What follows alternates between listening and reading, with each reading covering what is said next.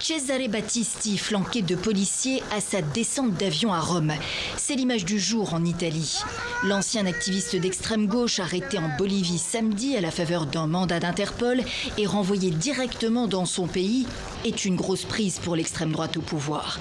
Nous voyons la situation difficile dans laquelle se trouve M. Trump en ce moment. Il subit beaucoup de pression. Il a pris la décision du retrait, mais les divisions le mettent sous pression constante pour arrêter ce retrait.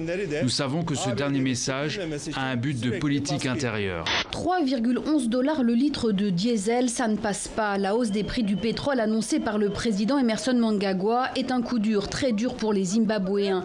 Car qui dit augmentation des tarifs des carburants, dit augmentation probable des produits de base.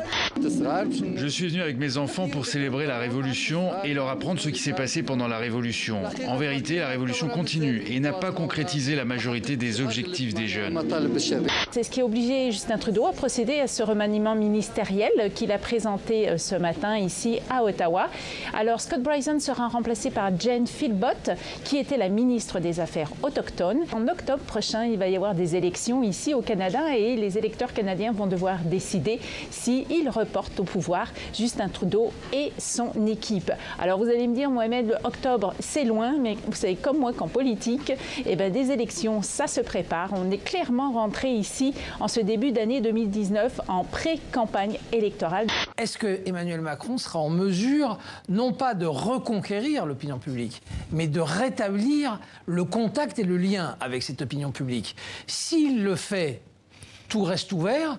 S'il ne le fait pas, ça devient vraiment sacrément compliqué. Quand on regarde la position des gouvernements français depuis 50 ans, qui tous affirment être pro-européens, on s'aperçoit qu'en général, quand il faut passer à l'acte, c'est-à-dire vraiment mutualiser quelque chose avec les autres, là, il y a un crypto-souverainisme qui revient tout de suite à la surface et qui est en partie dû au fait que la France n'a jamais complètement choisi entre un destin européen et un destin de grande puissance.